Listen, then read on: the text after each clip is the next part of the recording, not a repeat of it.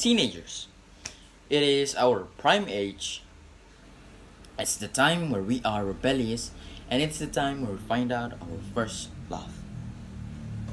It's definitely not easy being a teenager. In fact, it's not easy to become anything. But today, we're only going to be focusing on teenagers' problem.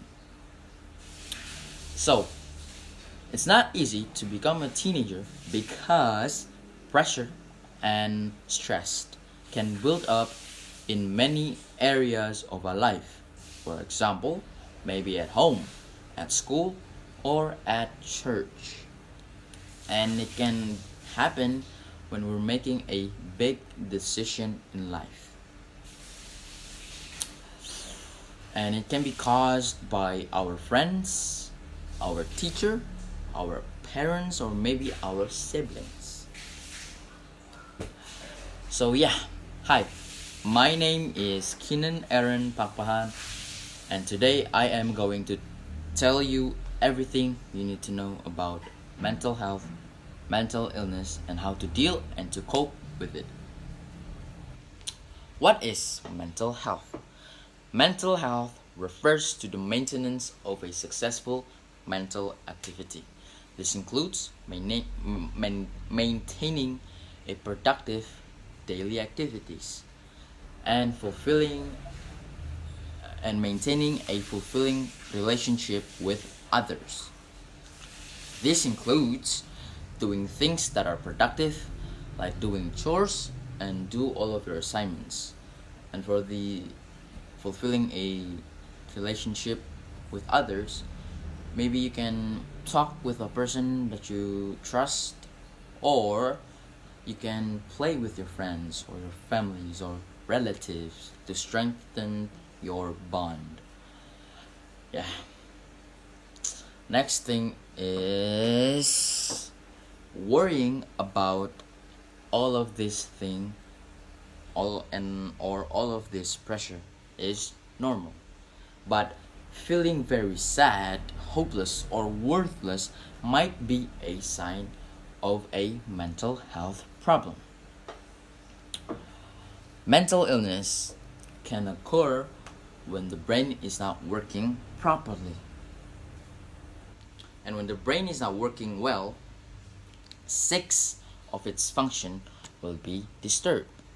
Number 1, your ways of thinking. When you're having a mental illness, it's very hard to think clearly. Number 2 is perception. When you're having a mental illness, it is most likely for you to always having a negative perception. And number 3 is your emotion.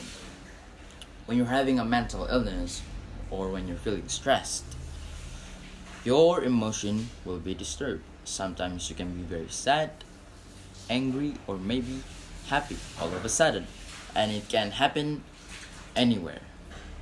Number 4 is signaling. When you're having a mental illness, your signaling will be disturbed and you will always feel unmotivated. Number 5, physical. When you're having a mental illness, your physical will be disturbed and you will always feel very lazy, and maybe it feels like you're having a burden on your shoulder. Last but not least is behavior. When you're having a mental illness, your behavior will be disturbed.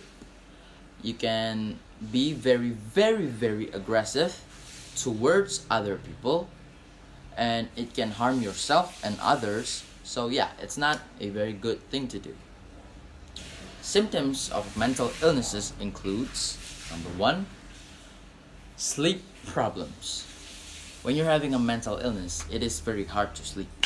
You can stay up very late and it will affect on your health. It is not very good for your health. Number 2 is extreme highs and lows emotion. Like I said before, if you're having a mental illness, your emotion and behavior will be disturbed. Okay, next up is mental illness. mostly happen during childhood and persist into adolescence. Some of these mental illnesses includes ADHD or attention deficit hyperactivity disorder and many more. But some illnesses begin during adolescence and it can be caused at work.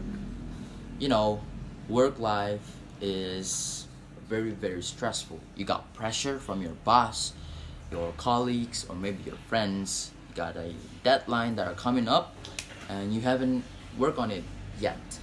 So yeah, therefore you got mental illness.